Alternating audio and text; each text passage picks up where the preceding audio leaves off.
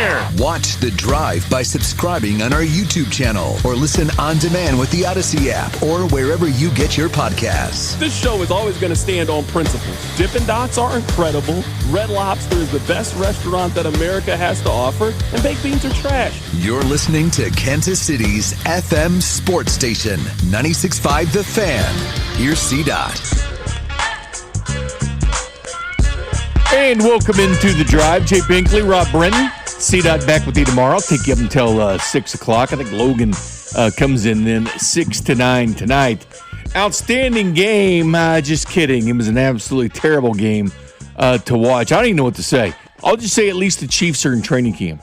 At least the Chiefs are in training camp because we knew the Royals were bad. But they have not lost a series since the All-Star break, even though they split with Detroit, had a chance today to win 2 out of 3 with the Twins. They were sitting there 1 game under 500, a game and a half out of the wild card. They had all these visions. Oh, man, you're right here. The Royals are coming in town. They were half game out of wild card. I think 3 games set with the Kansas City Royals, as bad as they are. No Maikel Garcia, no Bobby Witt Jr., Vinny Pasquantino's gone the IL. Man, they were excited to play the Kansas City Royals. But the Kansas City Royals came out to play today. Specifically, Noah Cameron came out to play today. He goes 8 innings, didn't go 9. Probably could have. Went 97 pitches. I probably would have pushed him out there for the 9th inning. What the hell do you have to lose anyway at that point? But then Ursig and Strom blow a game in epic fashion. The Royals had a 3-0 lead in the 9th. The Royals fall to 46 and 64. 7 different opportunities. They had pitches. Could have been the final strike. 7 different times. First 2 batters in the 9th inning, down and down, 2 outs right there, and it looked like a Royals victory. Time to have a little fun on their way to Colorado to play the worst team in Major League Baseball. The Rockies was another chance to get healthy because what's going to happen against the Rockies. They're going to beat the hell out of them because it's just what they do. They beat bad teams. But you can't say anything. Now, this was the worst loss. I know that time is one of those things when it hits you and you're like, it was the worst loss of the season. But, man, 8 different times this team has lost, 20 times they've lost out of the 8th inning or more. Just unbelievable stuff from the Kansas City Royals. I cannot believe they get to the 9th inning. It was almost foreshadowed by the broadcast. If you listened here on 96.5, the Fan talking about, all right, this is it. Jake Eisenberg talking about this is it. They just need 1 more out to go. First 2 hitters, I'm talking strikeout Sweeney. Then a line out to the shortstop, 2 outs. Then Jeffers hit by a pitch. Then Royce Lewis was down to his final strike. Didn't happen. He singled to center. And then Josh Bell walked. Salvador Perez challenged it, which that's what you do. But Josh Bell was down to the final strike. Could have been an out. But, of course, you challenge it because it's the end of the game. You might as well do it and see what happens. Not one of these challenges you do in the 4th inning or 5th inning. It was a smart challenge by the Royals to see what happens. And then here comes Cody Clemens, his 4th home run against the Kansas City Royals. Right center field, 407 feet, walk-off grand slam by the Minnesota Twins. Rob, you and I are sitting here starting to go through things. You start looking up no-hitters. Like, you don't mention it. They didn't do it on broadcast either. You don't mention it because of the jinx. I still play that game. You don't mention what's going on. You see some specials going on, and you need to tune into the game. But, Rob, I'll tell you, man, I'm starting to look up Brett Saberhagen's, last no-hitter in 91. Steve Busby had 2 of the 4 for the Kansas City Royals. Did you find yourself at all starting to think, man, what happens with a no-hitter? Because Noah Cameron looked completely unhittable today. Just gives up 1 hit and 8. Let me ask you this in response to your question. When did you start thinking, uh-oh, in the 9th? Because after Ursig gets the hit by pitch and then gives up the soft single, that's when I went, uh-oh, which is funny because you mentioned it. We were talking in the 7th, 8th inning about, okay, how do we handle the show if Noah Cameron throws a no-no? But then sitting back here working the game, after the second guy got on, despite 2 outs in the 9th, I went, uh-oh. When did you have the sinking feeling? Because that is the story of the Royals. Hope, optimism, belief early, sinking feeling late. Oh, I just remember, Jorge Lopez, doing this thing back in 2018. He had a perfect game going against these Minnesota Twins. He carries it into the 9th inning. I started to think about all these things, like what's going to happen. Like, as bad as this season is, seeing a local guy like Noah Cameron, had a stretch there, wasn't very good, and has been good for the Kansas City Royals. Like, seeing him get a no-hitter would have been perfect. Like this season's going to tank. It's like one of those seasons where if you get an all-star home run by Eric Hosmer, you're excited about it. I think, honestly, the hit by pitch, that part right there, when you put a guy on first, even though there's 2 outs, even with 2 outs, you're still thinking there's a chance, right? You're not expecting that. And then Royce Lewis singling to center, hit him down to his last out. But then Josh Bell was so close, to strike it out. But when they loaded the bases, started sweating about it, especially when Cody Clemens came up. So I think the hit by pitch, you start going, oh, man, please don't let these wheels fall off. Noah Cameron deserves better than this. I mean, the Royals' ERA for a bullpen this year is the worst in baseball. It's in the 7s. Just woof. Yeah, it's one of the worst, what Vern's saying, the worst in 20 years. I mean, Matt Strahm. I mean, what the hell, man? I mean, he's talking about the pitching and everything else after the game. Come on, man. This is unacceptable. It's completely unacceptable what they're doing. It's completely unacceptable going out and doing that for Noah Cameron today. Get him the win. Would you have started him in the 9th, Rob? Would you have let Noah finish? He had 97 pitches. Would he come out in the 9th? Probably. I mean, at least first hitter. I don't hate the idea to not bring him out there, but I also don't. I don't think that was the wrong decision. I think Quachero has no one in the bullpen he can go to. So if you're going to protect him at 97 pitches because 2027 matters more. And Daniel Lynch has pitched the last 2 games. Same with Cruz. It's like me and you are out there. That's who he has. It was bad, and he goes 97 pitches, just gave up the 1 hit. He was cruising through. I really started to think no-hitter, man. When you're watching that game, you really start to think it. He felt it. Nobody was touching him. He had full command. He looked great in that. And keep in mind, this is a lineup that does not have Vinny. He's on the IL. This is a lineup that doesn't have Bobby Witt Jr. This is a lineup that doesn't have Michael Garcia, who has another setback yet at this point. We're talking about a lineup with John Rave. We're talking about a lineup with Lofton and Collins and Rojas and Tolbert. They're pesky, man. I give it to them. They're still fun to watch. They are still fun to watch because these guys don't care. They don't care how much money they make. They don't care what's going on. They go out and play baseball. But then this comes up and happens today. And you're like, man, what could the Royals do? They say they're just snake bit and have bad luck. And you got a bunch of guys. Someone's got to take some accountability. And now it's too far in the season. We're at, July 30th or 31st? This last day of July? No, it's second to last day. It's the 30th. Tomorrow's 31st. Okay, so 31st of July tomorrow. But anyway, it was just upsetting. And guys always getting hurt for this team. And just you sit there and think about it. And you're sitting there in Surprise, Arizona when you leave. And you think, all right, this is what our lineup's going to look like on July 30th. Jensen's been fine. That's been a breath of fresh air. 100% it's been a breath of fresh air. And Kaggs hit a monster shot today. Like seeing his development this year, he hit that rough patch, that 0 for 22, but he's coming back. Couple hits last night, had a monster home run for the Royals today. But I'm talking like Rave and Lane Thomas in there and Massey and Lofton and Collins and Rojas. This is not the lineup you expected to see when the team left Surprise, Arizona. But yet here you are. No Bobby Witt, no Michael Garcia, no Chris Bubich, your 3 All-Stars last year. None of them, in this lineup. He's hurt. Cole Reagans is always hurt. He's been shelved basically most of the year. And now Vinny's hurt again with a different little injury in his hand. They just can't – they're just snake bit, man. You can't – it's no more excuse for the Royals anymore. Like you would say a team, battling, here's an excuse for an injury or whatever. You can't use it anymore because it happens all the time with this team. But today just sucked. I mean, it just really was a gut punch. As bad as the season's been, this was going to be the one time. Just the one time Noah Cameron, is he going to go out there and get a no-hitter today? It sure the hell looked like it. But no, the Minnesota Twins go back to 500. They sit, just a one game out of the wild card right now? Of course they're going to think they're a wild card team. That's not a playoff team. The Minnesota Twins are not a playoff team. But you know what? They stand there, Rob, like a lot of teams in baseball and get this false belief that they're actually a decent team. Because the Twins suck. If you're a Royals fan, you got to hope there are teams like the Twins that think they're in it longer than they should, because it only means the seller's market is better. That's the only good news about the Twins being the Royals today, is maybe the Twins delude themselves and do not start selling, because it makes the Royals players more appealing on the market, which comes on Monday at 5 o'clock. Absolutely. You see, a text, way too many injuries, but that's just the expectation now. It's not like they're freak injuries. This stuff just happens all the time. It happens all the time. You cannot count on availability is so important in professional sports. It's like the one thing was talking to Bob and Dusty the other day, and I'm talking about these guys like Mahomes that tears his ACL and boom, he has surgery the next day, which is extremely rare for guys to go out and do, but he wanted to get on the field. He's putting 7 hours a day in. Freaking ran an option. I'll get to that. We're getting an option today. I mean, he's coming back. I mean, there's just some guys you can't get off the field. They just always want to play. Tom Brady was like that. Peyton Manning was like that. Certain guys have always been like this in professional sports.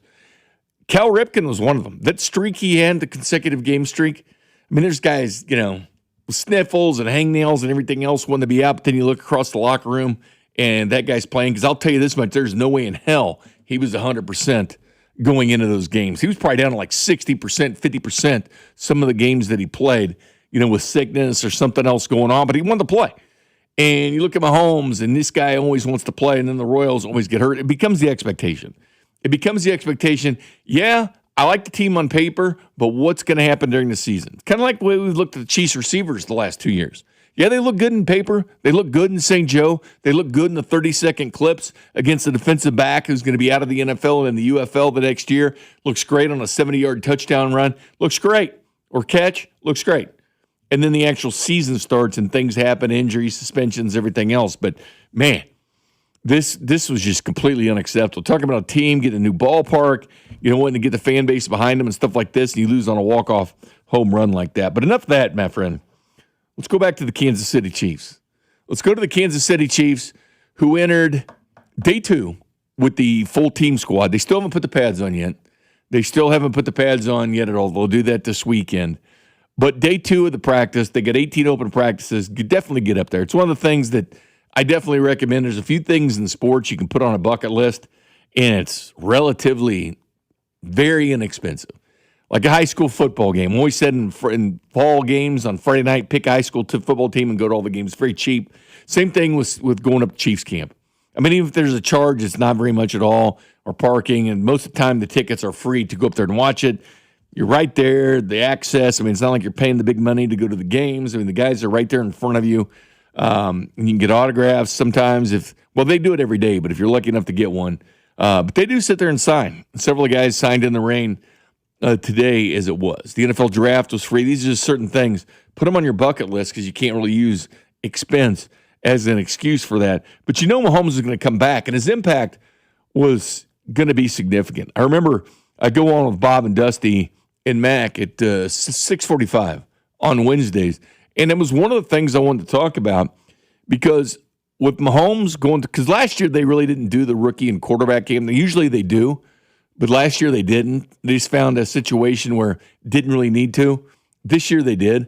They brought the rookie class up there with the quarterbacks. It was quarterbacks and rookies that showed up, that actually showed up that Friday. So they had a couple days to practice and through the weekend before the rest of the team showed up yesterday.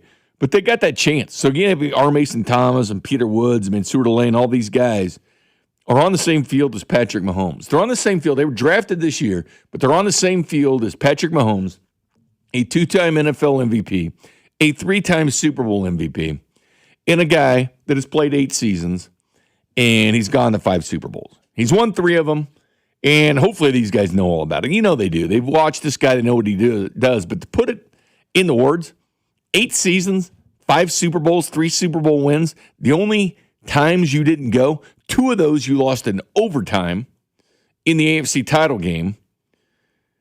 Now we're at 7, and one of those was the old rule. It was the rule where Tom Brady won the toss and scores the touchdown. It's a new rule now. Everybody's blaming the Chiefs for this rule, but it actually happened against the Chiefs. I know it did with the Bills, but it happened against the Chiefs, but people often forget about that.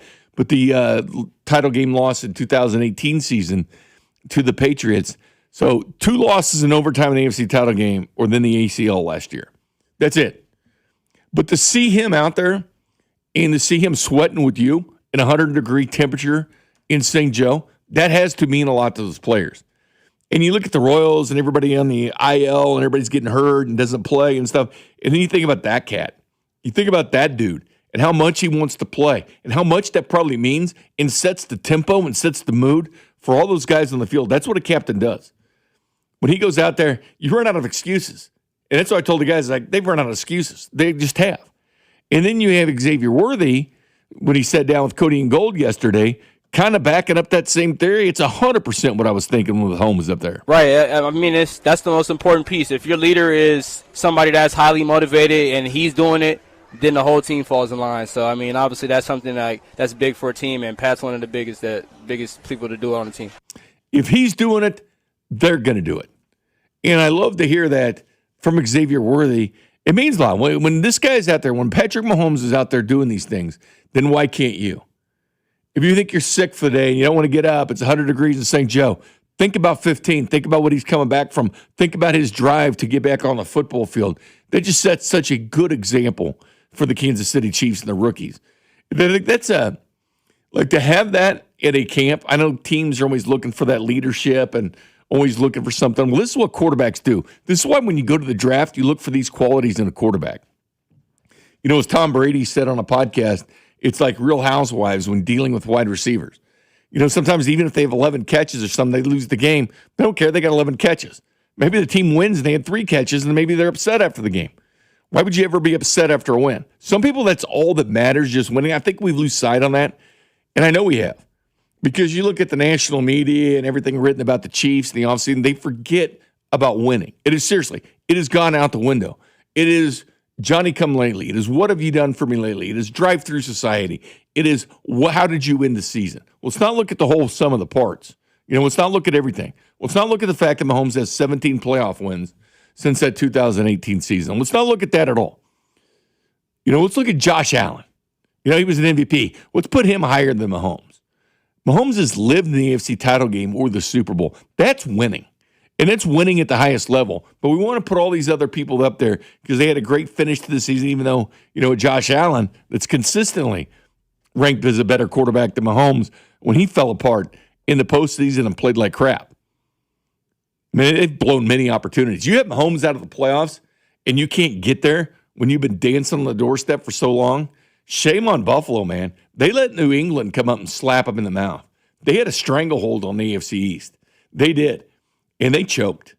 You can't call it any other thing than the Buffalo Bills choked this year. That's not what the Chiefs want to do. When you see Mahomes out there on the field, it just resonates with all the players. Xavier Worthy went on saying this as well. Pat is one of the hardest workers I probably, if not the hardest worker I ever met. This offseason, I've never seen somebody come back and be able to throw in however fast he threw. It was probably, 6 months, 7 months? Yeah, that was ridiculous. But, I mean, I just obviously just having that in the OTAs, he was throwing a little bit 7-on-7 and group install. So it was cool having that. And then, obviously, just watching the film aspect and seeing what Pat's looking at and what he's dealing with in the backfield. So I feel like I did a lot of that and kind of self-reflect this whole offseason on them. And that's great news to hear because he's got to step up because one of the things, the wide receiver group was disappointing. You go back, Nate Taylor wrote about it yesterday. It's one of the things like Chad O'Shea, the new wide receiver coach, he's got work to do. Like that's one of the areas when you look at it, they've got to get better. And you all knew it too. It's no surprise. Like if the wide receivers go out this year and fail, you knew it was going to happen. You saw it on the wall. Hell, I was screaming for wide receiver early in the draft the whole time. I'm not going back. I saw this team with my own eyes last year. I saw the drop passes. I saw night beat man coverage, and I saw a team okay with it going back with the same group. Your number one wide receiver was in jail all June. You know, you give Tyquan Thornton, who's on your practice squad, a 2-year contract, and he's one of your veteran leaders. And Xavier Worthy got hurt on play 3 in Brazil when he ran into Travis Kelce. I do believe in him. I do think things can go well for him. But he's got to start getting open. Noah Williams was in his back pocket up at camp. Noah Williams was shadowing him, man. He could not break that coverage. Noah Williams was all over him. All over him. And he couldn't get away from him. He couldn't beat that. And you want to see that. Like, you want to see him. You want to see him go against corner. Because Noah Williams, I think the guy's a stud. I think he's going to be a great stud. But is he a number one corner in the NFL? You're going to face number one corners in the NFL, especially when there's not a ton of talent around you. But that's kind of disappointing when you hear Noah Williams is all over. It's good for Noah Williams. I guess you want to hear that from your defensive back. But that's the way spring games go. Often one side looks good and one side looks bad. Like you might get a 70-yard touchdown run, and you're all excited. Hey, this running back looks great. The offensive line's blocking great. But then on the flip side, you have to say, hey, well, our defense sucked. We just allowed a 70-yard run. So which is it? Which way are you going to have it, you know, as far as what's going on? But that's the one thing for me, Rob. And when you think about what keeps you up at night, Like when you think about the season for the Chiefs, because we're all very excited this time of year. Like literally all over the United States. People are so excited about their NFL team because we know there's a chance. You have, 23 of the last 25 teams not even make the playoffs. Everybody thinks they have a shot. But the wide receivers is still the group because I'm feeling confident with the secondary. I was kind of shaky with that at first, but I'm feeling confident with it now. But the wide receivers still keep me up at night. Is that your number one thing as well? Edge rusher. Edge with you? Edge is number one. So you're not buying the hype at all with R. Mason, or you going to give him a chance to be that guy, or do you think it's too soon? I think they have a chance. The Chiefs are relying on those guys, but I'm not buying stock in those guys being difference makers quite yet. It feels like that group is really reliant on Chris Jones and George Karlaftis getting back to form. Yeah, I mean, I can understand that being a problem, but I've seen this team with kind of suspect edge rushing be second in the NFL for 2 straight years.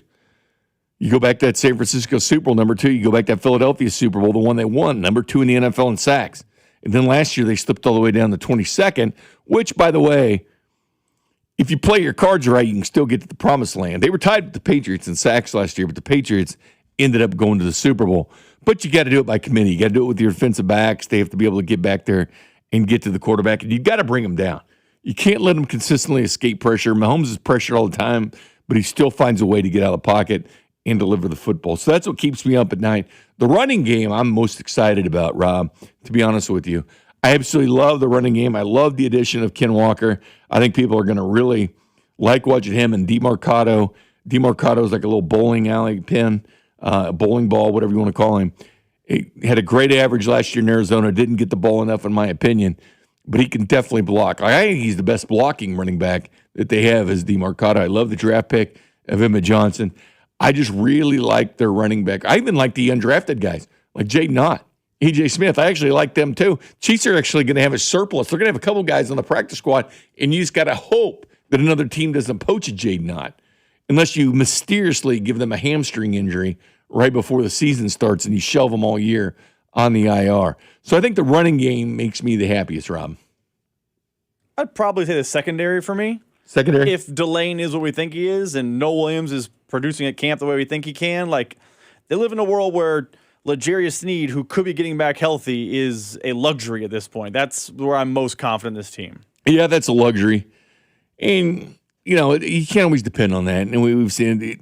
That's the way that Sneed has. I'm a big Sneed fan, but when his last year was in Kansas City, I knew it was time for him to go. At that point, because he was missing all the practices at training camp, it was like the Chiefs don't need to be putting that money out there. Speaking of money, did you see Chris Olave's contract today, the extension? He's played 4 years in the NFL, Rob. 4 years. This is Rashee Rice's 4th year. He got a $132 million extension, 4 years. 132, and that's coming off JSN getting 168 for the Seahawks. Ohio State, stand up, man. You're getting your wide receivers paid. But this is the stuff Rashee Rice has to look forward to, man. This is the stuff he's letting pass by him by his own actions. Here's a guy, 4 years in the NFL, 1,163 yards is the most he's ever had that last year. Had 100 catches, 1,163. But Chris Olave, just 4 years, $132 million extension. If you're Rashee Rice, you got to think, man, I hope I still get that opportunity to get it. This is my chance to go shine. Let's go do it. That's the kind of motivation you hope he gets for the Kansas City Chiefs. So much to get to, but the right tackle battle, another change at right tackle today. It's no big deal. They plan on doing this with the right tackles, the rotating piece. I don't think it's as set in stone as people think it is at right tackle. I do think there is going to be a little bit of a battle. I think Jalen Moore, clear favorite to win this situation. But let's look at the right tackle situation next. You're listening to The Drive with Carrington Harrison, the go-to show for dating advice you didn't ask for. If you got to ask your girl to help on the bill on Valentine's Day, you've done something wrong. On your home for Kansas City sports, 96.5, The Fan. Shawnee Mission Ford is under all new management, and Shawnee Mission is dealing because summer's better at the lake, on a road trip, or hauling a backyard project, and summer's simply better in a Ford. So if you have not shopped Shawnee Mission Ford in a while, well, the rules have changed in your favor. They're never going to be undersold. They're always going to make you feel like family. In fact, if you bring them any written offer on the same vehicle, they will match it or beat it, period. And right now, the F-150 is even better. Get 2.9% APR plus $1,000 Ford credit bonus cash on the new 2026 F-150. That's right, only 2.9% with $1,000 of bonus cash, making the F-150 the truck you could afford this summer. Shop them right now at ShawneeMissionFord.com. That's ShawneeMissionFord.com, just off I-35 on Shawnee Mission Parkway. Life's better in a Ford. Discover yours today at Shawnee Mission Ford. 2.9% APR with approved credit through Ford Credit. Auto buyers will qualify. Excludes Raptor. Dealer administration fee $7.99. Price match applies to a valid written offer from a licensed dealer on an identical in-stock vehicle with comparable mileage and the same trade valuation. Exclusions apply. See dealer for details. The corrupt political establishment. If you're ready to give them the finger, Taylor Burks is your man for Congress. Taylor Burks, America First conservative, outsider, 3 combat deployments as a naval commander. Taylor Burks will stand with President Trump against rhinos and the corrupt establishment. In Congress, Burks will always put America first. He'll work with Trump to deport every last illegal, ban communist China from owning 1 inch of our land, and protect our elections by passing the SAVE Act once and for all. So if you want to tell off the political establishment, conservative warrior Taylor Burks, an America First patriot for Congress.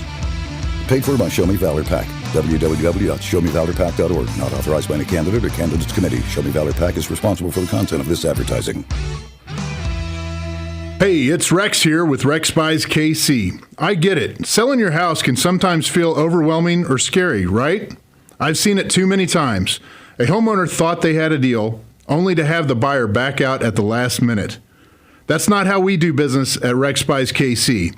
I'm local, I know Kansas City, and I make sure every deal actually closes like it's supposed to.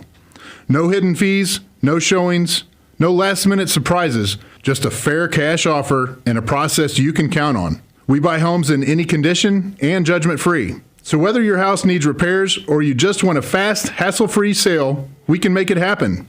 If you want certainty, transparency, and someone local who actually delivers, call 816-330-6000 or visit rexbuyskc.com. Rex Buys KC, helping people make smart choices one home at a time. 816-330-6000 or rexbuyskc.com. Conservative, family man, author of The Bald Plan to Reduce Property Taxes. Listen to Scott Schwab. Property taxes are killing Kansans, but one day it hit me. BALD. BALD stands for Better Affordable Living by Decreasing Property Taxes. And it's the only detailed plan. Schwab's BALD plan means voter approval for property tax hikes, refunds for unfair assessments, and tax relief for seniors and working families. Listen to Scott Schwab. I focus on reducing taxes for Kansans. You should keep more. My BALD plan makes sure of it. When I'm governor, we'll get it done. Finally, a governor with a good head on his shoulders. Author of the BALD Plan to Decrease Property Taxes. Conservative Republican Scott Schwab for governor. Visit scottschwab.com/bald to learn more. Paid for by Schwab for Governor, Jim Felter, Treasurer. Here's your traffic report on 96.5 The Fan. Brought to you by SWL Injury Law, the Car Crash Kings. It's what they do. Visit SWLinjurylaw.com. Okay, a couple of problems downtown. Well, North KC 35 southbound just past Armour. 210 Highway, right lane is blocked. And then we've got to crash 71 northbound just past 22nd in the left lane. 670 eastbound. This crash is at Central, and the right lane is blocked. I'm Val with traffic on 96.5 The Fan. Follow this station on Instagram at TheFan965 for giveaways and behind-the-scenes content. And welcome back to The Drive. Jay Binkley, Rob Brenton. Carrington will be back with you tomorrow. The Kansas City Royals lose in epic fashion. 7 times there was a final strike that would have been game over. Royals sweep the Twins, a 3-0 victory. Noah Cameron was sensational. Only gave up 1 hit. 1 hit today in 8 innings pitched. 7 strikeouts. He was unbelievable. What they found a way to give a walk-off grand slam. Yes, they find different ways to lose, but been talking about the Kansas City Chiefs and the right tackle battle, so to speak. There's been relatively few things on the offense. Seriously, most of you guys could just name all the starters. There's really not the big position battles on offense. Just didn't. I still think Jalen Moore is your right tackle. I think that's kind of consensus. That's what's going to happen. He was the day one starter at right tackle yesterday when they went through practice. Today, it was Khalil Benson, the undrafted free agent out of Indiana, who wasn't even a UDFA right after the draft. No, he had to get signed before they even, well, actually, once they went to he was a camp body for the rookie minicamp. They brought him in. They brought in several guys, and he was offered the contract after that. Was not a guy that was even a UDFA at that point right after the draft. I mean, he is technically, but he wasn't right after the draft. But he's getting rave reviews, man. I go back to the OTAs, and Andy Reid did a full soundbite on talking about him, and he never does that about rookies, especially undrafted players. He doesn't do it until you kind of earned your way in the National Football League. He'll give you a little bit of props, but he didn't typically do that, but he goes on and on. Creed was talking about what a strong guy he is today and how tough he is and all this. So he did the ones today. Yesterday was Jalen Moore. Don't look into that too much. I know that yesterday, once people sold Jalen Moore, they said, oh, this thing's over. This thing's not even the competition. He's the number one tackle. Let's move on. And that's probably right. Jalen Moore's probably going to be the starter at right tackle. That's who I would have as the starting right tackle. He's got the experience. But then Jalen Moore, the question is, what if something happens to Simmons?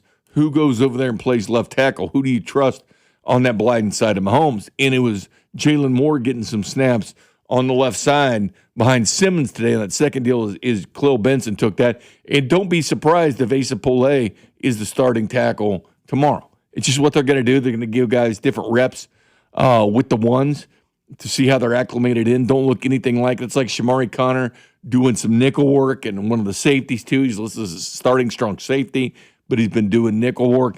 It's what they do in training camp and what they use it for to try you at kind of different positions, show you that versatility and try different things. But Jalen Moore will probably get that job at right tackle. I can't see him not getting it. I do think Khalil Benson's done enough. He'll be on this football team at some point because guys that get reps with the ones are not in a situation where they usually get cut, and it's costing you absolutely zero money to have a guy like that on your roster. But don't look too much into it. I think Jalen Moore, as soon as the pads come back on, he's back at the starting right tackle because, let's not forget, the pads aren't even on.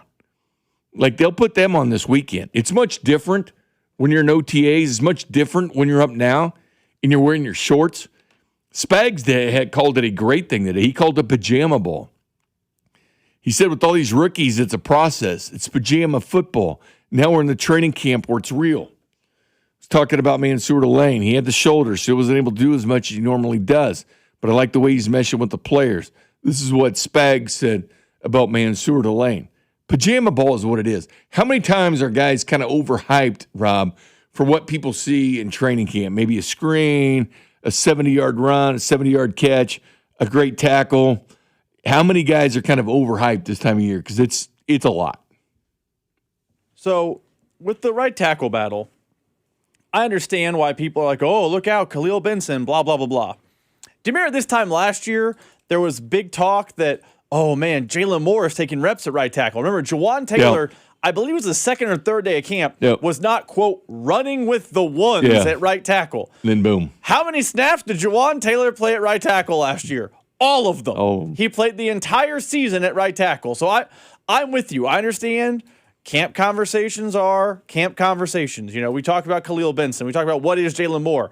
It is probably the only question mark this team has as who will be the starter. It's the only, quote, battle. So I get why people's eyeballs are on it. But I am not overreacting to it because a year ago people got all hot and bothered about Jalen Moore getting time over Jawan Taylor, and then Jawan Taylor false started every single game of the season. Day 2 of camp is a feeling out process. And to your point about pajama football, once they start putting the pads on is when you can start, especially at O-line. That's when you can start really noting. If it's 50-50 and it's August 11th, hey, I'll be here for the conversation. But when they're in shorts and a T-shirt on the O-line, it is mostly just going through the technique motions more so than like actually learning what you have. Yeah, when you start stopping guys with full pads on, they got full momentum, they're getting back there. Keep in mind the quarterbacks with the yellow jersey, they can't hit them, but they get back there. They get back there and they make you look silly on the offensive line if they beat you because that's what they try to do because they're trying to get a job too.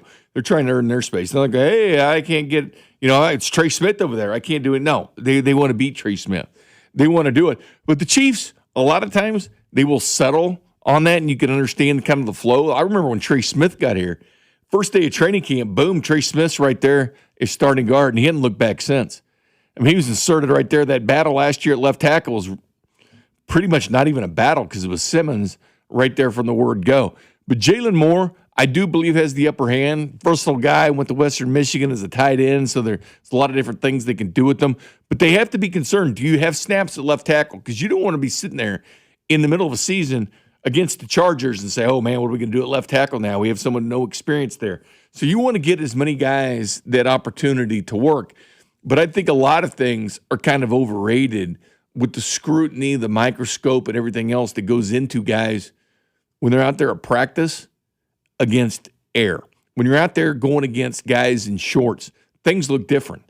And when you put the pads on, things become very different. Let's see how they do when they get pads on. Let's see what happens. I remember Andy Reid talking about it. He's talking about Khalil Benson. He looks good now, but let's see what happens in training camp. This is what he said in OTAs. Yeah, so big and strong, and looks like he has some good athletic ability, good feet for a big fellow like that. Extremely strong hands, and look forward to seeing him in pads. It's hard to evaluate some of these guys if you haven't seen them in pads before in these type of practices. There's not a whole lot of contact going on there, so. But he's been able to handle everything, and we'll see where it goes. That's what Reid said back in OTAs. That is 100% true today. Let's see what they can do when you put the pads on. It's a different game, man. It is a different ball game when guys are at full speed and the pads are on and they're trying to earn the job as well. Much different. You find out a lot about players once the pads go on. You're not in a non-contact jersey, and you're actually out there with all the guys hitting and everything else because, again, these guys are on the same team, but they want to take your head off because they want a job in the National Football League. Coming up next, though, it's 5 o'clock. We play the hits. The Drive with Carrington Harrison on your home for Kansas City sports. 96.5 The Fan.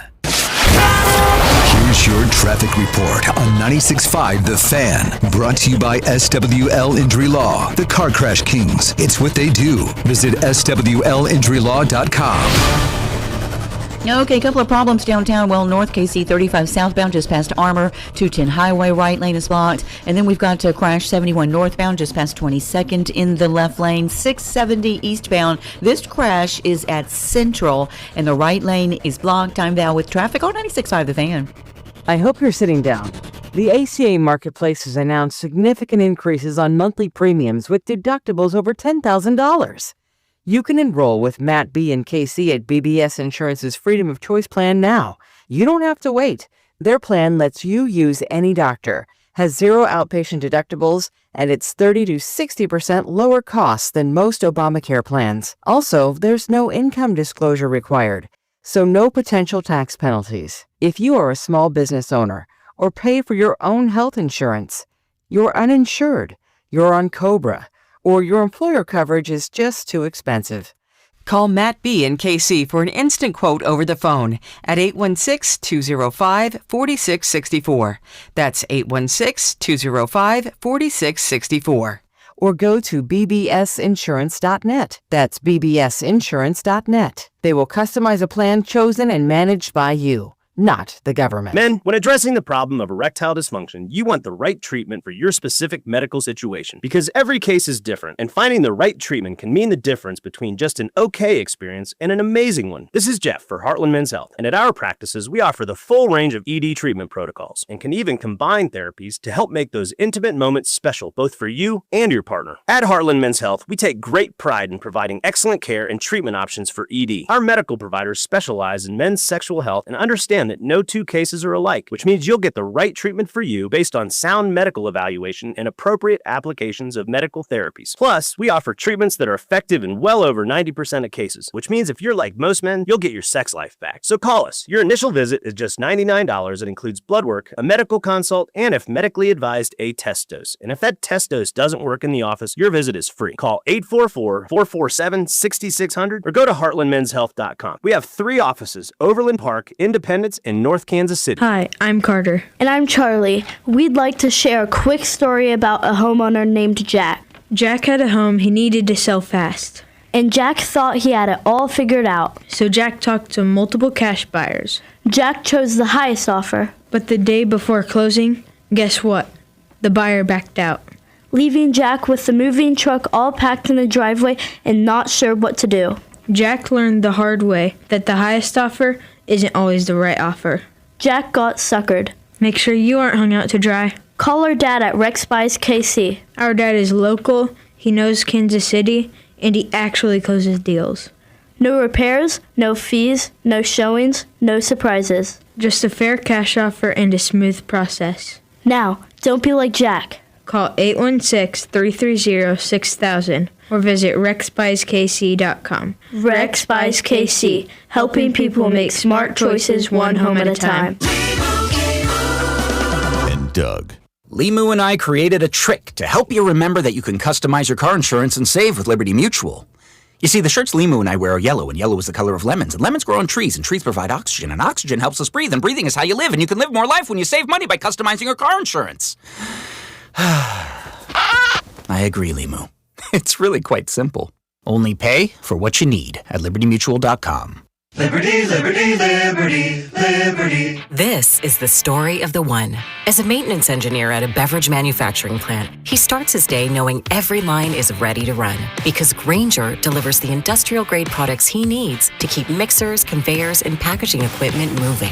With Grainger's vast selection of bearings, belts, and motors, he keeps operations running smoothly, so nothing grinds to a halt. Call 1-800-GRAINGER, click Grainger.com, or just stop by. Grainger, for the ones who get it done. Chiefs coverage is brought to you by New Century Chrysler Dodge Jeep Ram in Paola. Spring hail means big savings at New Century Chrysler Dodge Jeep Ram in Paola. Save up to $15,000 on hail damage new and used vehicles, plus all factory incentives. But this hail of a sale won't last long. New Century Chrysler Dodge Jeep Ram in Paola. You always pay less in Paola. It's the summer sales event at Robside Ford. Your chance to upgrade without the stress. Robside joins me now. Rob, what's the offer? 0% financing, $0 down, and 0 payments for 90 days on nearly the entire Ford lineup. That's a serious summer deal. Sure is. And unlike your brisket last weekend, these deals aren't dry. Okay, that's fair. These savings are definitely juicy. And we're backing it up with 2 years of complimentary maintenance, a non-commissioned sales team, and top trade-in values. No pressure, no gimmicks at Robside Ford. The way car buying should be. We're Kansas City's top-rated Ford dealer, 4.8 stars, nearly 3,000 Google reviews, and a better experience from start to finish. So skip the smoke and the dry meat. This summer, start at Robside Ford. 135th and State Line or robsighc.com. 0% financing, $0 down, 0 payments for 90 days, and 2 years of complimentary maintenance. Robside Ford, buy right, drive happy. And next time, maybe stick to potato salad. J. Rieger & Co. Oh, so good. Quality crafted in Kansas City. J. Rieger & Co. Straight Bourbon Whiskey. Winner of Best Craft Bourbon at the 2025 Ascot Awards. At 90 proof, it's rich, well-balanced, and oh, so good. Quality crafted in Kansas City. Tune in to Cody and Gold starting at 10 as they broadcast live from Chiefs training camp with exclusive one-on-one interviews and real-time updates from practice. This is your home for Chiefs football. 96.5 The Fan, KFNC FM and AM, HD1 and HD2 Kansas City, an Odyssey sports station. Congratulations getting through your 9 to 5. Jay Binkley, Rob Britton, Carrington Harrison back with you tomorrow on what was a really nice weather day for training camp in St. Joe. Rained a little bit, but Rob, these temperatures are pretty good. Let's play the hits. I mean, the temperatures are good for now, but also Good for now. Didn't they have to pull fans away today because of rain? Yeah, I think the rain did become a little bit of an issue with that, but temperature-wise, I'm saying it was fine. That's fair. They stayed in the outdoor all day, so they didn't have to go to the indoor, but that's always the buzzkill for fans. It's like the yin and the yang. Yeah. So I watched the news last night, and they had the Wolf out there doing things, right? Because Casey Wolf's always up there. I remember a few years ago in camp, it was like 100 degrees, and, you know, the Wolves don't talk and stuff, but I was like, dude, this is way too hot to be in a Wolf suit. Like the last couple of days, that has been way too hot to be in a Wolf suit. You ever smelled the Wolf, Rob? I have not smelled the Wolf. Well, stay away, buddy. Stay away. Let's play the hits. Your workday is over. Oh, yeah. You're headed home, and now you're stuck in traffic. Time to get caught up on the biggest stories in Kansas City and around the country with CDOT and Rob. It's time for The Hits. Number 1. Bink, the hits are brought to you by Jungle Law. Call the lawman at Jungle Law, 816-816-9111. If you've been injured in a motor vehicle accident, it's time to call the lawman. And this Saturday, be sure to watch the lawman get roasted for a good cause. Saturday, August 1st at historic Uptown Theater. Well, Bink. We got to meet him last week, by the way. He was in here. I was doing a night show that night that he came in. Great guy. He was, that was Monday this week. Yeah, great guy. Great guy. Well, Bink, it is very rare when the team is as bad as they are that the Royals are the top hit of the day. Yet, here we sit because they lost today on a walk-off grand slam despite Noah Cameron going 8 innings, 1 hit, no runs, 7 Ks. Was fantastic for the boys in blue today, but that's not the story. Urseg and Strom blow it. Bink just woof. In a season that's lost, this one felt like an extra gut punch. Yeah, it did. It was one of those things like this would have been the lead hit. Royals stole a no-hitter. Last no-hitter, Britt Saberhagen back in 91. I think Steve Busby had a couple in the 70s. They've had like 4 as a team. This would have been put on the list. Local guy from St. Joe. It's in the news all the time, St. Joe. Chiefs training camp, obviously. But the local guy, gets the job done. Noah Cameron gets a no-hitter. Perfect story for the Kansas City Royals in a very bad season. Everybody's hurt and everything is down. You had your opportunity. Minnesota Twins come into this series. They're half game back from the wild card. They're starting to feel good about themselves. They're not that great, but they were feeling good about themselves. And yes, they were better than the Royals today, but the Royals still a winning record over the Twins throughout the season. But I digress. The Royals were up 3-0. Minnesota was down to their final strike. They were getting their ass kicked by Noah Cameron through 8 innings. I mean, just all over him. They couldn't do a damn thing against him. Then it starts to unravel. Then you have a hit by pitch. Noah Cameron doesn't even pitch the 9th. And then you're down. Final strike. 7 times. Ursig and Strom 7 times and couldn't get the job done. Kobe Clemens hits a grand slam, walk-off freaking grand slam. This will be everywhere. MLB Network, this will be the highlights of us. Be on SportsCenter, you name it. The Royals lose in epic fashion by a grand slam. Now the Twins are back to 500. They're a game back from the wild card. It is amazing thinking about the juxtaposition between the Royals and the Twins. Because I'll be honest with you, this Royals team really didn't have anybody because everybody's hurt. But yet they were just as competitive and were better than the Minnesota Twins. They were. That's the difference between a team a game out of the wild card and the Kansas City Royals backups. The Kansas City Royals AAA team. It is not a huge difference, and it's very frustrating when you see the Royals, with the Twins. They're just a better baseball team than the Royals are in the Twins. But not in the standings, they're not. So proof's in the pudding, and they're not as good as the Twins. But the Twins are back to 500, and the Royals lose that opportunity to have a few cocktails and have a little fun on their trip out to play a terrible baseball team in the Colorado Rockies, which nobody will be watching this weekend, Rob. No one will. We've never had this conversation, Bink, and let's do it right here for the Hits. I'm just curious your thoughts. The text line, I was, working the post-game show. You were here. The text line was, get rid of Q, get rid of Q, get rid of Q. Maybe an unpopular stance by me, but I don't think Q is at fault today. Now, I don't know I would have gone to Urseg. I don't know I would have gone to Strom, but I don't know Q is at fault because whoever outside like 2 guys in that bullpen, they all stink. The ERA is 7.30 for the bullpen. Everyone's bad. Are you a person that's pinning these losses on Q, or are you like me where you feel like it's more talent than coaching issue? Well, I look at the talent. I look at availability. I look at the injuries. Even though they're not an excuse, it's part of what to expect the Kansas City Royals. Guys get hurt all the time. No, you get to this point where you're so buried in the standings that the manager doesn't make all the difference. And you think about, Daniel Lynch, who's pitched in back-to-back days before today. It'd be 3 straight days for him. Would I let Noah Cameron get out there and at least face a hitter, see how he's doing, see how he's dealing? Can he get maybe the 112 pitches, 110? Yeah, but then again, you don't want to lose him. You don't want a situation where Dobnak, you lose Cameron, all of a sudden Dobnak becomes a dude because Bubic is hurt, and Walker, he's still got Walker and Lugo, but Seth Reagans, out, Bubic gone. So you got Dobnak and Cameron. The pitching's been okay. They've been good since the All-Star break. They haven't lost a series until today. Until today against the Minnesota Twins, a series they could have won 2 out of 3. But no, I'm not one of those, Rob, that pins it all on the manager because it's easy to do. But to be honest with you, it's too late in the season now. Do I believe in making a change earlier on? Do I think it can change? Yes, I do. Ask the Philadelphia Phillies. But you got to have a right guy. You got to have a Don Mattingly on your bench to promote the manager, right? Like it takes having a Don Mattingly there to go to Don, right? I mean, it can happen, but I think it's definitely too late in the season to even care at this point. It's on the Chiefs training camp at this point. Number 2. Speaking of Chiefs training camp, Bink, yesterday on Cody and Gold, Xavier Worthy sat down with the boys up at camp in St. Joe to talk about what he's noticed from the quarterback, Patrick Mahomes. Pat's one of the hardest workers I probably, if not the hardest worker I ever met. This offseason, I've never seen somebody come back and be able to throw in however fast he threw. It was probably, 6 months, 7 months? Yeah, that was ridiculous. But, I mean, obviously having that in the OTAs, he was throwing a little bit 7-on-7 and group install, so it was cool having that. And then, obviously, just watching the film aspect and seeing what Pat's looking at and what he's dealing with in the backfield. So I feel like I did a lot of that and kind of self-reflect this whole offseason on them. Bink, this show talks a lot about leadership when it comes to Patrick Mahomes. He's not the fiery, get in your face, yell at you type of leader. He's a lead by example type of guy. And when it comes to leading by example, coming back from that injury fast, being a full go, and being up in the heat in St. Joe, that's what leaders do. It is, and it's one of those things you don't have to say anything. Guys, just see it.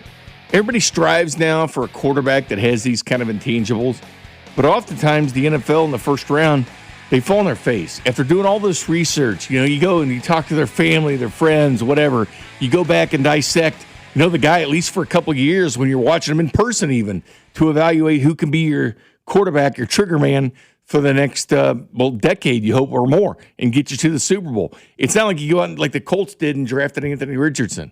It's not like you do that. Or the Titans that got Will Levis right there right at the beginning of the second round.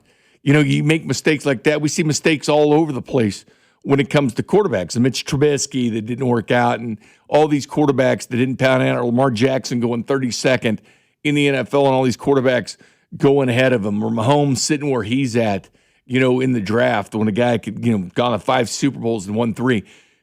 That position is missed so many times. It is the most scrutinized and overvaluated position. They send scouts, the GMs involved, the owners get involved. Whenever you're getting quarterback, everybody gets involved, especially if it's a first-round quarterback. Now, it's a little bit different if it's a 7th-round quarterback like Brock Purdy. Not everybody's getting involved in that. But you get a quarterback in the top 15, yeah, the GM's involved, the owner's involved. You're doing a lot of homework. Guys are being called. Guys are being researched in person the last couple of years. Mahomes was on their radar 2 years before he was even drafted. They was on the radar. They're going to tech games and watching him play. It was a guy that they wanted to see in and out. And you always strive for these things. And just like, Tom Brady said on his podcast, that the wide receiver room becomes a little bit like the Real Housewives of the NFL, the wide receivers that are always upset about not getting the ball, even if it's a situation where a team wins. See, these are all the important steps, too, you got to have. Can this quarterback be a babysitter? Can he deal with personalities? Because there's a lot of guys, and I'll be honest with you, I'm included, there's a lot of guys, if they had 11 catches and you lost the game and they were smiling or happy, yeah, I'd be pissed. I'd be real pissed if I was on that team. Or if I won a game and I had a receiver, just 3 catches or whatever, you still won the game and was upset about it, yeah, that would make me mad too, but you got to find a way to channel that energy and not piss everybody off. So that's another important aspect about a quarterback. And besides that, it's the playing video games with them or going out to dinner, humbling yourself, being around them, doing things, being an example. And what Mahomes is doing up there, he ran the freaking option today. Didn't have to look like a designed option. He's out there running this, coming off an ACL surgery. He's over 30 now. He's running the freaking option. Now, probably wouldn't have ran the option with Patrick Mahomes today. Let that knee kind of settle in. But if there's any doubts you have whatsoever this guy's going to play on game 1, which most people in Kansas City don't. People that follow the Chiefs understand Mahomes is a gamer. You've seen him his whole career. You saw him with a dislocated knee in Denver, and he wanted to get back on the field right away. You know who this guy is. You know what he's made of. You know what you're going to get from Patrick Mahomes. So you have no doubt he'll be there in game 1. But a lot of people nationally are, searching, and what are they doing? They're debating it on ESPN or whatever. And I was like, dude, you guys picked the Chiefs back in May to be on Monday Night Football in week 1.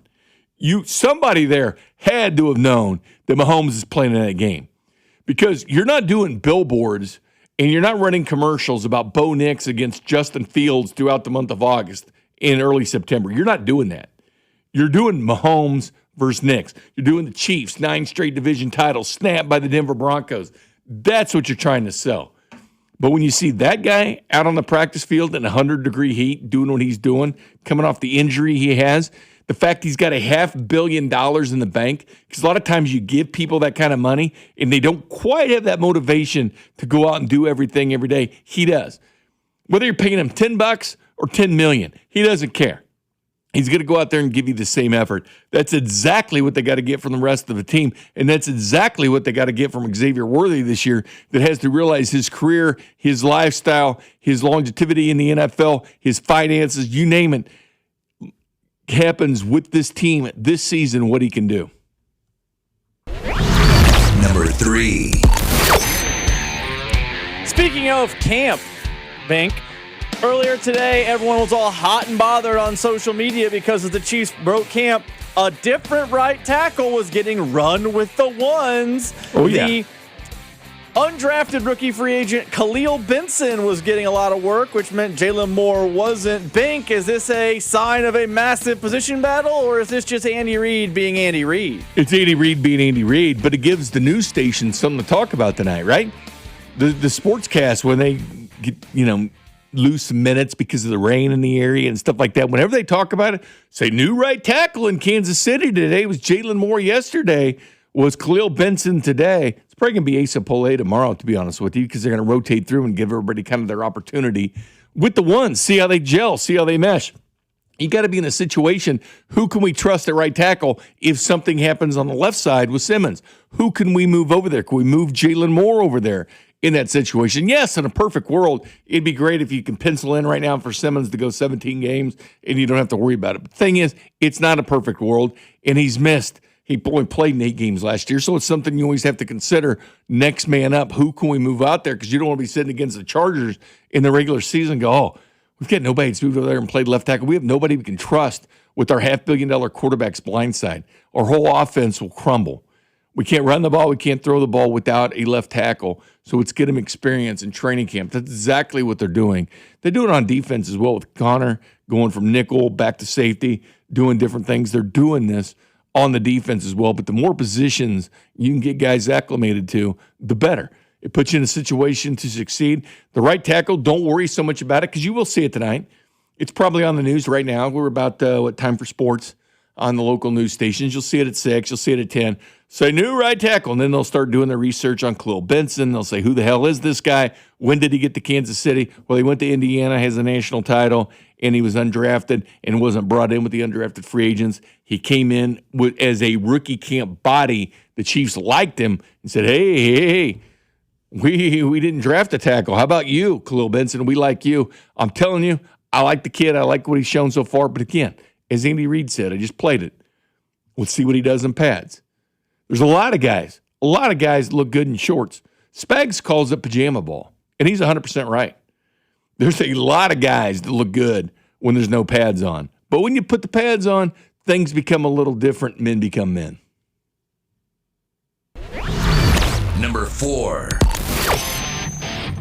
Bink, our fourth and final hit is friend of the show, Nate Taylor, yesterday made a note in his notebook. Chiefs wide receiver coach Chad O'Shea is going to not be thrilled when he rewatches the films from yesterday's practice.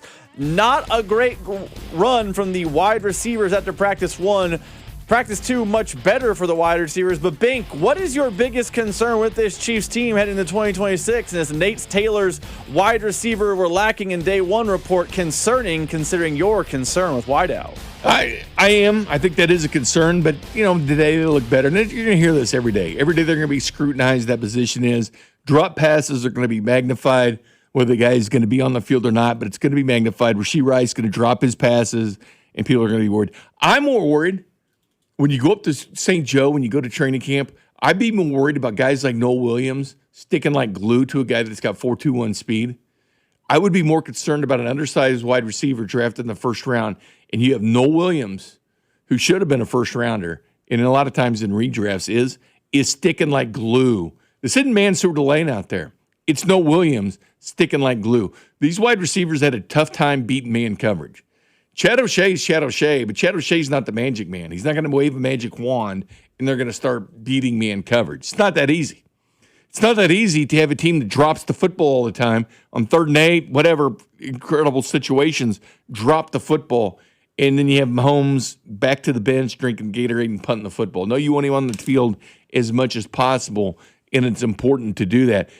To me, I think they've really fallen behind the 8 ball the last couple of years, and they're going to find a real stark reality in the 27 draft because it should be about offense. It needs to be about offense. Your leading receiver for the last decade has been Travis Kelce. It's either been him or Tyreek Hill. It's usually been Kelce, and even if Tyreek Hill beat him in those years, he'd still have like 1,300 yards. You haven't had a 900-yard receiver the last 2 years. You haven't had a 900-yard rusher the last 2 years. Actually, Rashee Rice 2 years ago did have that, but last year you didn't have a 900-yard receiver. But you're losing all that production. So you lose all that production of Travis Kelce next year. And then you look at your wide receivers and say, okay, Rashee Rice's contract's done. Does he move on or what? Or they find a way to get him at a relatively good deal because they liked his production this year, which could happen, but he's probably going to be gone.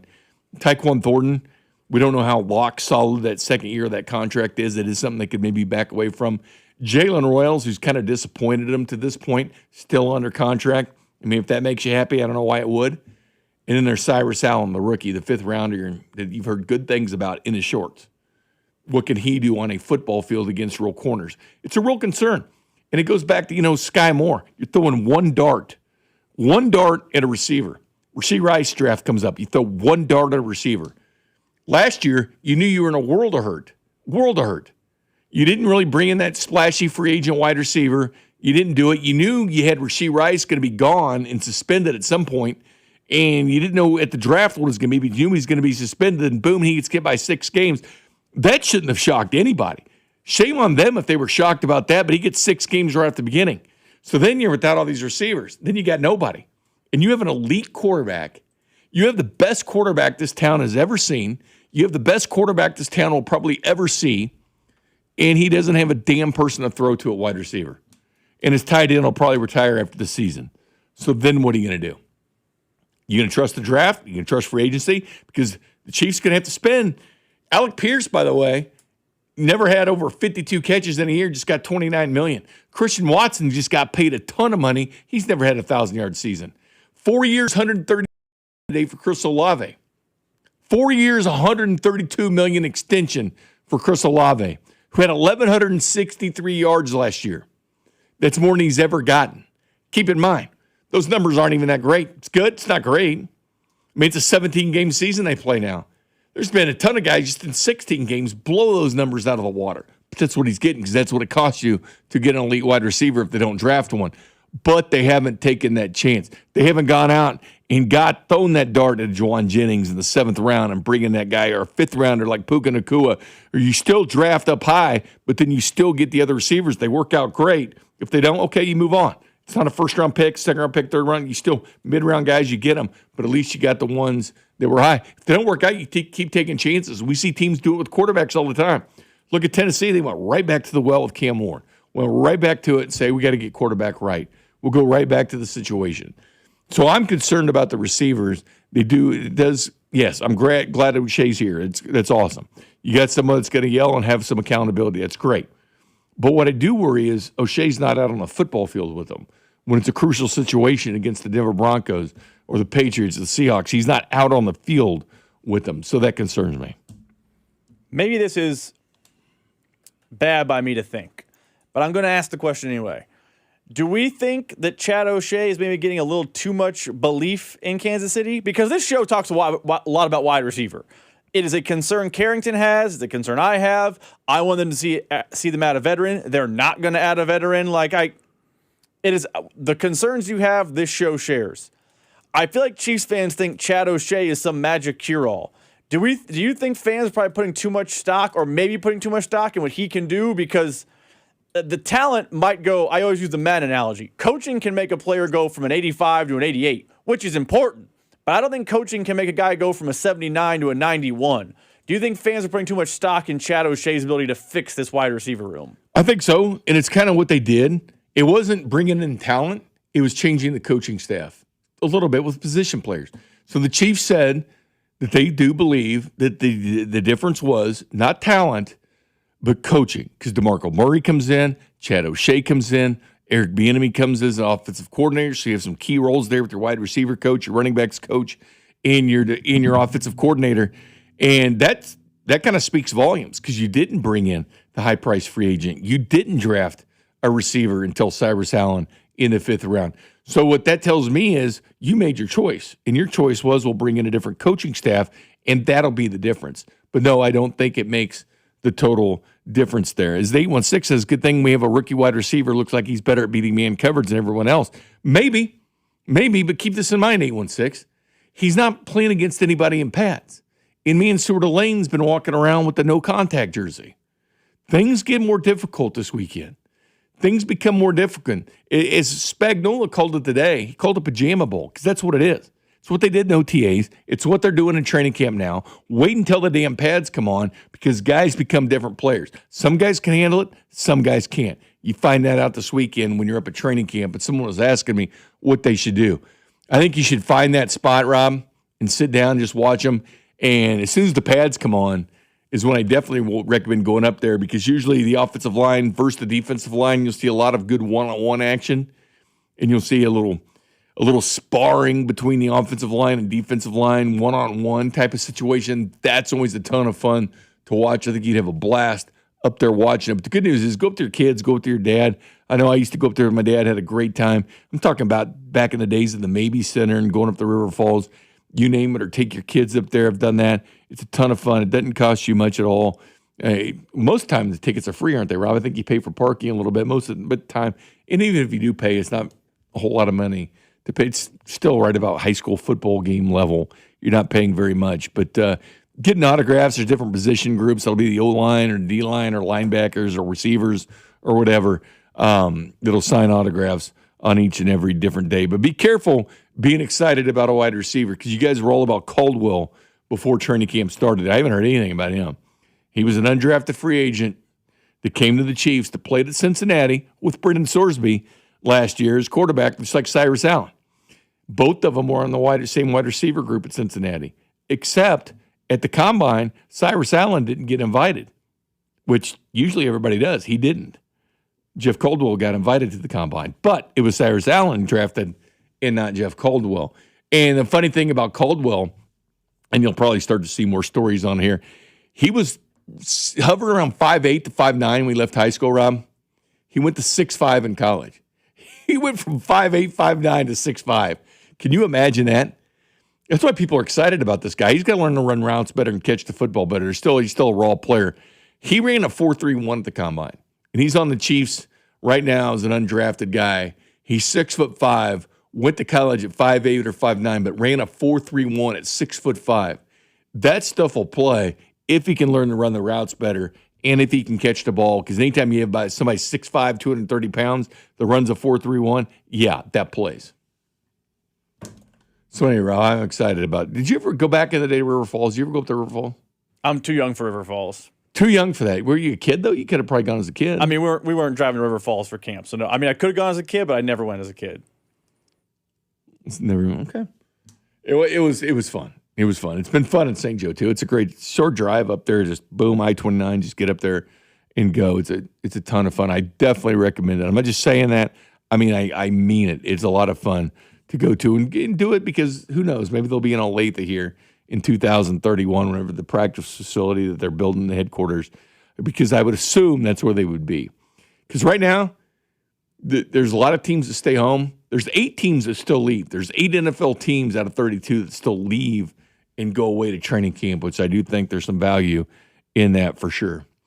Coming up next, Rob, we'll take a look at, we'll go back at training camp. I want to address a couple of these texts because it's about training camp because they really interest me. Some wide receiver texts coming in next. The Drive with Carrington Harrison on your home for Chiefs football. 96.5, The Fan. Do you feel like you're just not the man you used to be? Are you experiencing low energy, poor sleep, brain fog, workouts that aren't getting you the gains that you're used to? Maybe the weight's a little bit harder to lose, or the sex drive just isn't where it needs to be. Could be low testosterone. And over at Heartland Men's Health, they have an experienced medical team that specializes in diagnosing and treating low testosterone and other hormonal issues with a personalized treatment plan that may include TRT and other advanced therapies. Many men report having more energy, better workouts, improved sleep, sharper focus, and renewed confidence after treatment. You can take a free low T quiz over at heartlandmenshealth.com. Schedule a consultation. You'll receive lab work. You'll renew your results with a licensed medical provider and discuss the treatment options that are right for you. So don't settle for feeling less than your best. Pick up the phone and call this number, 844-447-6600, and call my friends at Heartland Men's Health today, or check out the website, heartlandmenshealth.com. It's time to start feeling like yourself again. Featured therapies are compounded and have not been evaluated nor approved by the FDA. Provider prescription required. See website for details. Hi, I'm Carter. And I'm Charlie. We'd like to share a quick story about a homeowner named Jack. Jack had a home he needed to sell fast. And Jack thought he had it all figured out. So Jack talked to multiple cash buyers. Jack chose the highest offer. But the day before closing, guess what? The buyer backed out, leaving Jack with the moving truck all packed in the driveway and not sure what to do. Jack learned the hard way that the highest offer isn't always the right offer. Jack got suckered. Make sure you aren't hung out to dry. Call our dad at Rex Buys KC. Our dad is local, he knows Kansas City, and he actually closes deals. No repairs, no fees, no showings, no surprises. Just a fair cash offer and a smooth process. Now, don't be like Jack. Call 816-330-6000 or visit rexbuyskc.com. Rex Buys KC, helping people make smart choices one home at a time. This is the story of the one. As a maintenance engineer at a beverage manufacturing plant, he starts his day knowing every line is ready to run because Grainger delivers the industrial-grade products he needs to keep mixers, conveyors, and packaging equipment moving. With Grainger's vast selection of bearings, belts, and motors, he keeps operations running smoothly, so nothing grinds to a halt. Call 1-800-GRAINGER, click Grainger.com, or just stop by. Grainger, for the ones who get it done.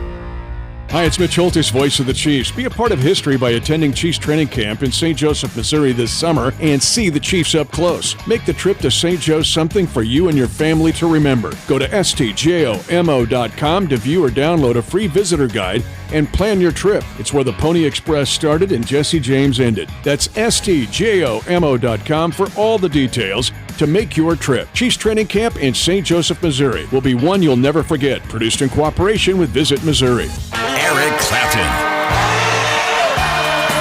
September 17th. T-Mobile Center. With special guest, Jimmy Vaughn. Tickets are on sale now at AXS.com. Don't miss the Rock and Roll Hall of Famer, Eric Clapton. Liberty Mutual customizes your car and home insurance. And now we're customizing this rush hour ad to keep you calm, which could help your driving. And science says therapy is great for a healthy mindset. So enjoy this 14-second session on us. I think you've done everything right and absolutely nothing wrong. In fact, anything that hasn't gone your way could probably be blamed on your father not being emotionally available because his father wasn't emotionally available, and so on. And now that you're calm and healing, you're probably driving better too. Liberty, liberty, liberty, liberty. Too many tools, too much stress, and way too many bills. Odoo replaces it all. One connected platform for every part of your business, so you can work faster, smarter, and for less. Odoo, the only software you'll ever need. Try it free today at odoo.com. That's ODOO.com.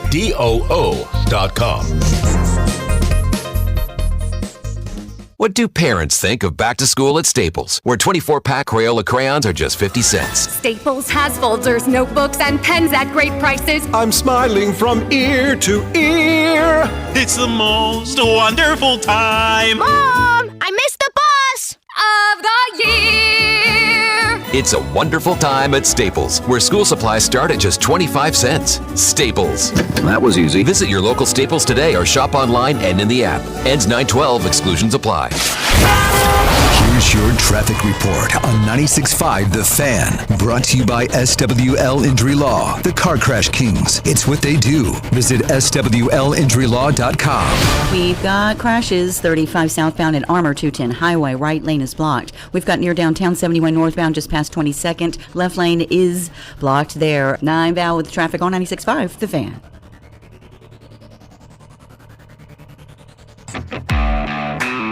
Hey, it's Trey Smith from the Kansas City Chiefs. Welcome back to The Drive with CDOT on your home for Chiefs football. 96.5 The Fan. And welcome back to The Drive. CDOT back tomorrow. Jay Binkley and Rob Britton here with you from the text line, 913-586-7965, G Southland Tow Service. Text line, here's the negative one about training camp. It's called training camp, not training. Stay home. Man, go out there and have some fun. You have a lot of fun. Just do it for what it's valued. Maybe you want to watch the offensive line bang heads. Maybe you want to have an educated opinion. So when your neighbor or someone on the news says, oh, Jalen Moore is so much better than anybody else, you can say, man, I watched Khalil Benson just destroy our defensive line. Saw it with my own eyes. I'm not reading an article or hearing hearsay or third person. My friend's cousin John told me that the Jalen Moore's, no, you get to see it yourself. So you see those battles. You see the wide receiver battles. You get to see all that stuff with your own eyes, your own two eyes, and you can evaluate and judge things how you see. I'll tell you this much. I guarantee you other teams are up at training camps. That's why they keep it basically vanilla. You're not supposed to be out there. You can't be out there filming it and whatever if you're a scout. It's like against the rules, things like that. But it doesn't stop anyone from grabbing their camera phone or anything. I guarantee you scouts from other teams are at training camp. And they're rocking a Mahomes jersey or a Ken Walker's or a Chris Jones or Creed Humphrey, you name it. But scouts of other teams are up there watching training camp to get value on it. What are the Chiefs up to? What are they doing? Guarantee you they're up there doing it incognito. You think it's crazy when NFL teams film other teams? No, they're doing it much more. They're doing it easily like this. And as far as 816 as well, let's give Worthy a shot. I think Worthy is going to get his shot.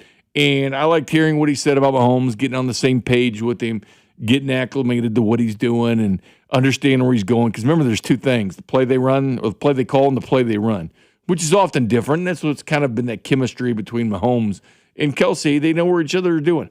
Kelsey knows when Mahomes is in trouble. He knows when to break off coverage. Mahomes sees it. He sees everything. He knows that Kelsey's probably going to go a different direction because it's more of a wide open play. And other guys will learn that. He's underthrowing some guys that aren't coming back to the football. They're not going deeper for the football or finishing that slant. But I saw plenty of opportunities last year where guys didn't go to the right place. You look where Mahomes threw, and maybe it was an incomplete pass that was thrown down the ground, and then you watch it and say, this is why he threw it there. He was throwing there hoping the receiver would break off. But the receivers are running their routes like they should, but a lot of times the receivers would run slants like right into the safeties, and they'd be running right into trouble. And what he's wanting them to do is sit there and realize the time and place. It's through film study. What are they doing? Hey, I don't need to run this route. I'll give a fake route, come back to the ball. Mahomes will find you. They always do. They run these backyard plays, but that chemistry is built up with the time. But Worthy was on a trajectory his rookie year. Like he came in undersized. What can he do in the NFL? Was having trouble on the sidelines, the time and placement of staying in bounds or not. But then he gradually grew up, put his big boy pants on, so to speak. He had to. Hollywood Brown's hurt. He was gone for the year. Rashee Rice gets hurt in game 4. He's gone. Xavier had to be your dude, man. Here's a guy that was drafted in the first round that even though there's a lot of pressure usually on a first-round pick, even more was on him because he was now the dude. He was now, without Rice and without Hollywood Brown, that was the guy. And he had to learn. And he had to learn the hard way. And he did. He got better and better as the season progressed. He was their leading receiver through the postseason. He had, 155 yards in the Super Bowl. Granted, a lot of that was garbage time, but he still did it. He still led the team even before the Super Bowl as far as yards and receptions getting there. So he can do it.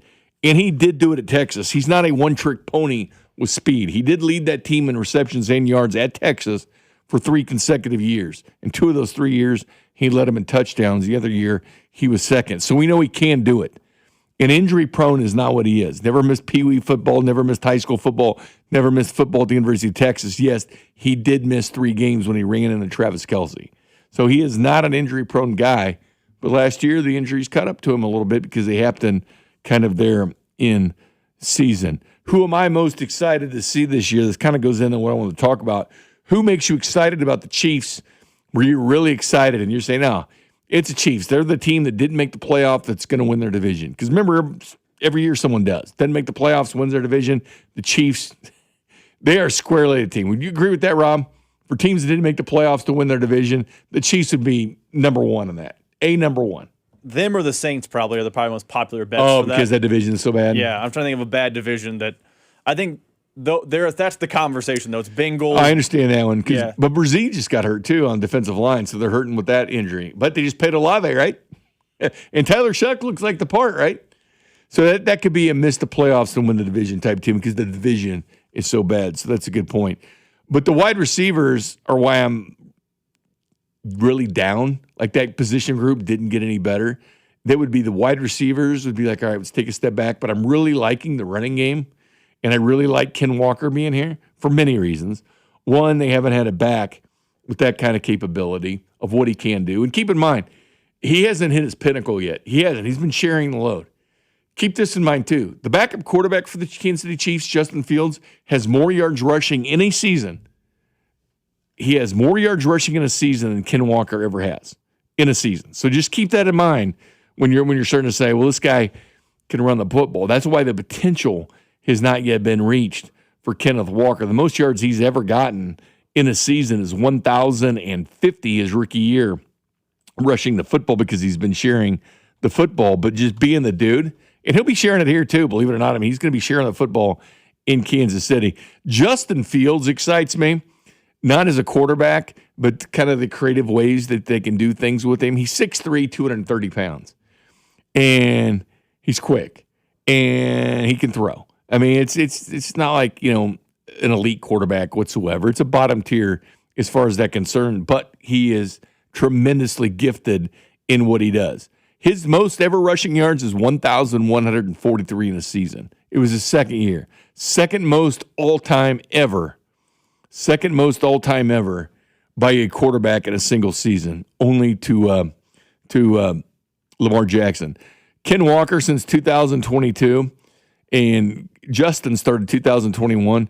Ken Walker has 3,555 yards rushing since 2022. Your backup quarterback has 2,892 yards rushing since 2021. So, again, you have that kind of skill there. You got to find a way to use them. Scare the defense, utilize them. I'm not saying utilize them in crucial situations, but there's going to be something that comes up in the playoffs when you want that opportunity. I just think the sky's the limit to the different things you can do, and that doesn't mean to pull Mahomes off the field. It means keep him on the field with Mahomes. So I'm just kind of excited about that aspect. I know it's kind of a silly aspect because it's not going to be a big part of what they do. But the running game definitely, because Ken Walker brings that experience. He's got that Super Bowl MVP, but I'm really excited to see what he can do, be in the bell count. And then at screen, he's very good in the screen game. Caught one yesterday, went for a touchdown. But again, guys are in pajamas. They're not hitting. But he keeps the defense honest. And what the safeties do is kind of what he does.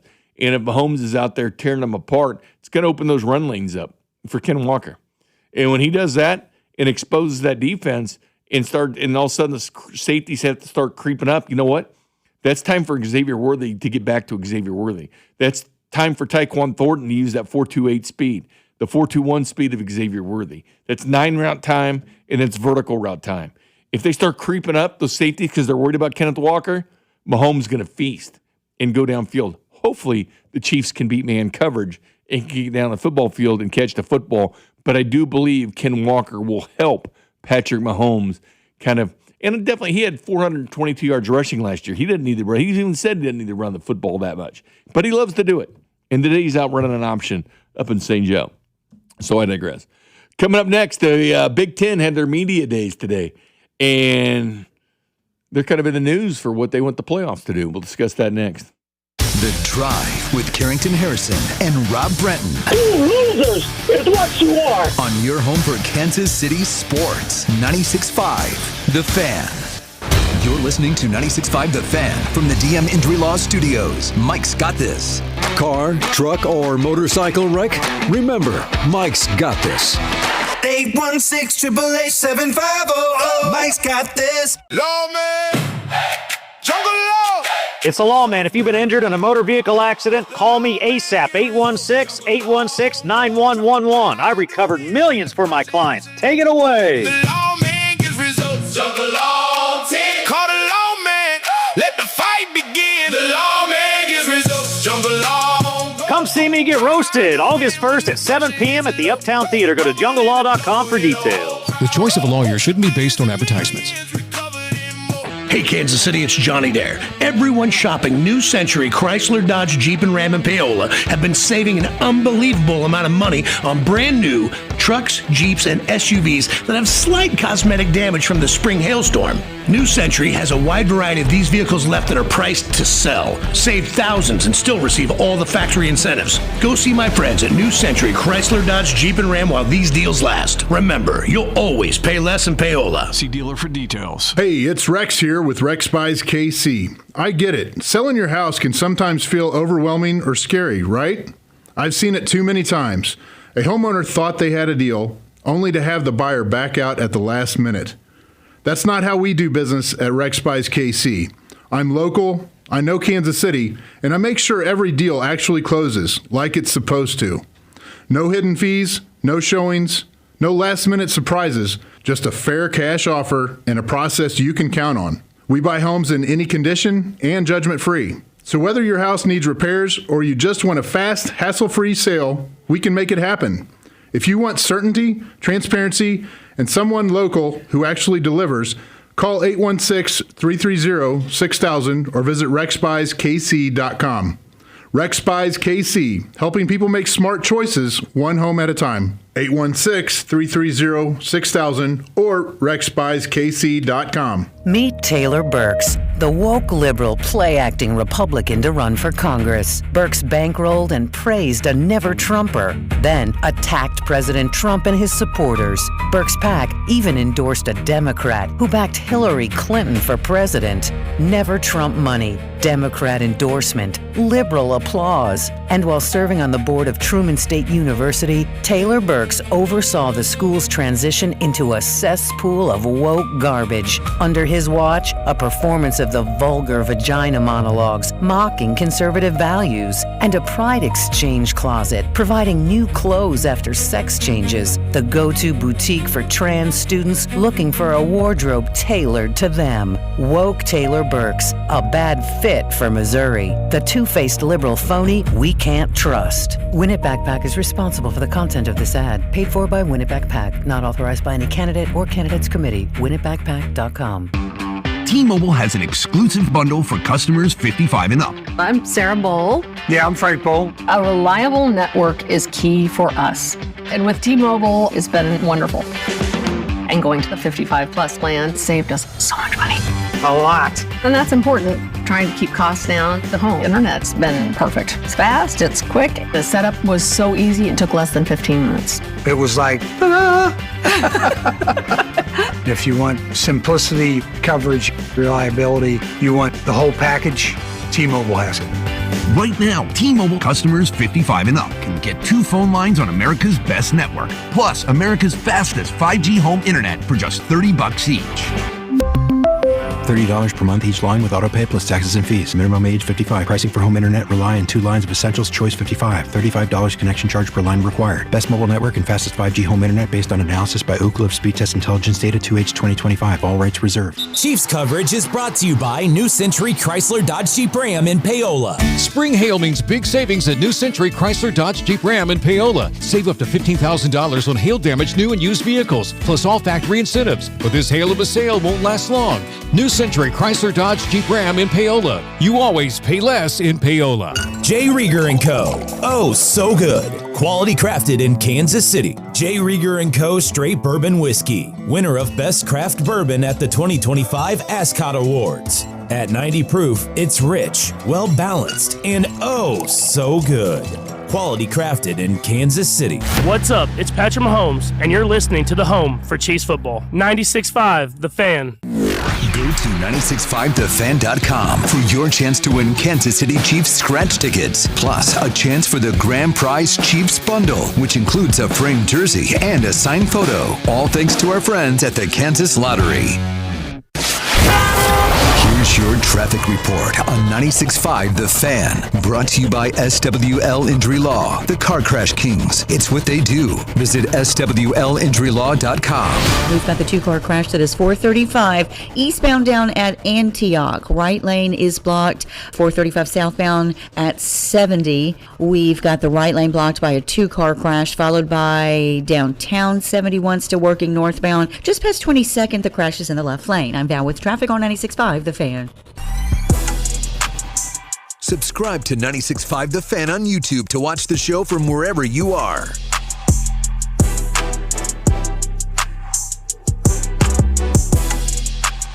And welcome back to the Drive. Jay Binkley, Rob Britton. C-Dot back with you tomorrow, Rob.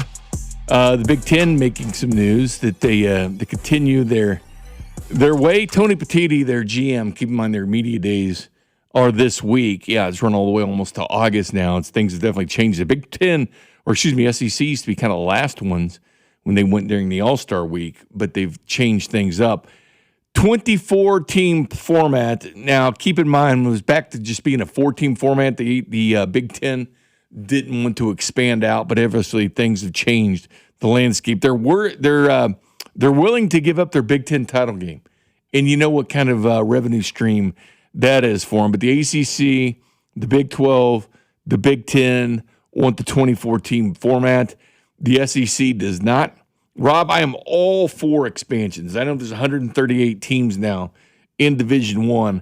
I am all for expansions because I thought the college football playoffs were freaking awesome, and especially when you do draft shows like Chris and I do each and every week because the draft picks played through the postseason. Like, it was a great opportunity. If you were a huge Ruben Bain fan, you got to see him play better than he did during the regular season during the playoffs. Like, in the playoffs, he shined. So you got to see that. But you get to see the draft picks play because a lot of times, if they're going to the bowl game or whatever, they'll skip it. They won't do it. But the college football playoffs, they play. So it was a draft bonanza with the amount of games. But I always thought 24 is too much, Rob. I would probably stop at 16. It's at 12 now. I'd get up to 16. I think going to 24 is too much. But I'm not going to complain about it either because it means more football. So I wouldn't complain if it went to 24. I think 16 is a better number. Why is the Big Ten the one suggesting this? Like, I know the Big 12 has come out and been, supportive of the idea. Oh, they all want it. But, I understand the Big 12 is. They're a one-bid league. I support a team in the Big 12. Next playoff season, they're going to get one team. They're going to get BYU, Utah, or Tech. They're not getting all three. So I understand why they're supporting a larger group because now you get a large rev share. You have multiple teams in the playoff. I get it. Why is the Big Ten, the best conference in college football, trying to dilute college football regular season? Their regular season games are some of the best. You got Michigan going to Autzen this year. Yep. That's must-see TV. Yep. But if you're at 24, both might be in the playoff. What? Why are they trying to water down their own product? I'm surprised. It's more of an ACC thing or Big 12 thing. You know what I'm saying? I'm with you 100% on that. The SEC, their position, this is where the Big 10 should be. Hey, let's hold out. We get more teams in the still anyway. Let's keep the product down similar. But I'm shocked that the Big 10 is not at lockstep with the SEC. Because they've talked about even separating themselves, right? That was always the talk, that the Big Ten and SEC would kind of branch out and do their own thing. They're not going to, Rob, but they always threaten that, right? They're not going to do that. They're not going to branch out from anything else. By themselves, there's nothing to branch out to. Now, if they take everyone with them, that's a more interesting conversation. If they take everybody, if everybody joins them, which they might. Because the NCAA is broken. Yeah, it is. 100% it's broken. Text line real quick, 405 asked me, he's hearing good things about R. Mason Thomas. Yeah, he's been around with the ones. R. Mason Thomas, he was must-watch TV when he's playing for Oklahoma. He just is. But again, I caution you, just don't get too excited right now because the pads aren't on yet.